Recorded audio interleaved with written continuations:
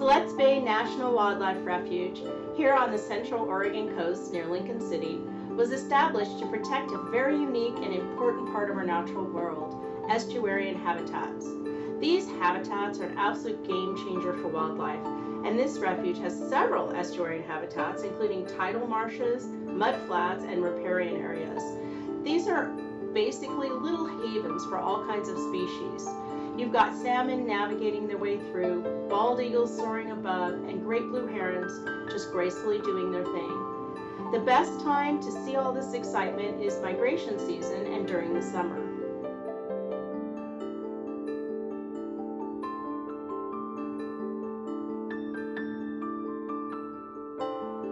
You know, long before this land became a wildlife refuge, the area around Siletz Bay was the homeland of the Siletz people.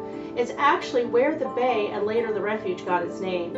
Today, they are part of the Confederate tribes of Siletz Indians, and their connections to this place stretch back countless generations. For the Siletz people, the bay and its wetlands were like nature's own all-you-can-eat buffet, teeming with fish, shellfish, waterfowl, and all the resources needed for daily life.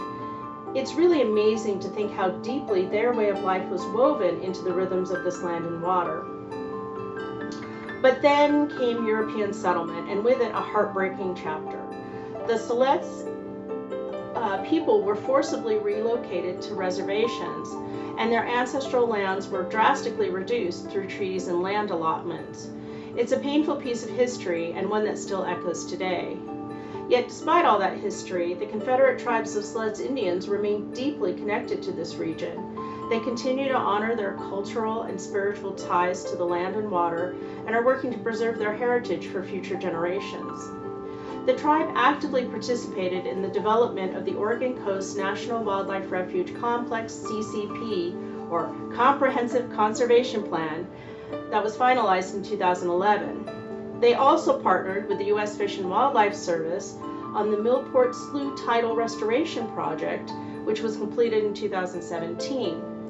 Today, the name of the refuge itself serves as a lasting reminder of the cultural and ecological significance of this place. The Siletz Bay National Wildlife Refuge was established back in 1991 to protect and restore these incredibly valuable habitats that are so important for fish and wildlife populations. As of now, Siletz Bay National Wildlife Refuge does not have a dedicated visitor center or headquarters on site, but if you want more detailed information or assistance, the Oregon Coast National Wildlife Refuge Complex headquarters is in Newport and serves as the administrative center for Siletz Bay and other refuges along the coast. Visitors can contact or visit the headquarters to get brochures, maps, and additional resources.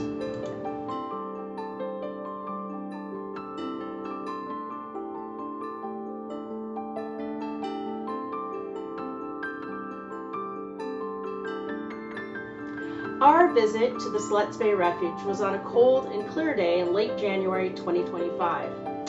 This isn't prime migration season, and we were a little disappointed that there wasn't much bird activity, but we did check out 2 of the 3 trails. The refuge offers 3 trails: the Alder Island Loop Trail, the Millport Slough Trail, and the Keys Nature Trail.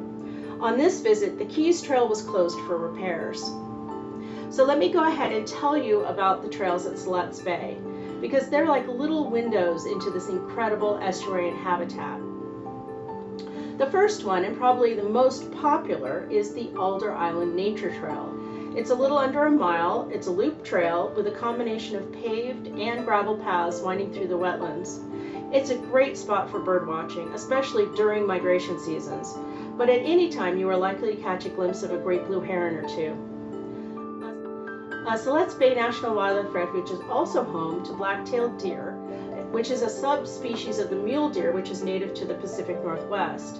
These deer thrive in the refuge's mix of coastal forests, wetlands, and open meadows, where they find ample food and shelter. Black-tailed deer are known for their dark brown coats, distinctive black-tipped tails, and impressive adaptability to a variety of habitats. They're most active during dawn and dusk, making early morning or evening visits to the refuge ideal for spotting them. During the spring and summer months, you may see does with their fawns foraging in the undergrowth, while in the fall, which is the breeding season, the bucks become more active.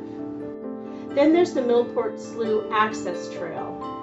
It's short, just 1/10 of a mile out and back with a slight slope, but don't let that fool you. The payoff is direct access to Millport Slough. You can see wading birds, waterfowl, and well, who knows what else. It really depends on the season. It's like nature's little surprise party waiting for you, and something to look forward to are plans that are underway to incorporate boardwalk sections, which will allow visitors to navigate delicate wetlands with minimal environmental impact. Finally, there's the Keys Nature Trail. Super small, just 1/10 of a mile loop. We've heard it's a great spot to slow down, breathe, and just take it all in. Plants, birds, the quiet. It's short but sweet. So whether you're there for the birds, the views, or just some fresh air, these trails are all a treat. Thanks for joining me as we explored this refuge and all its wonders. Hope to see you next time, and until then, happy exploring.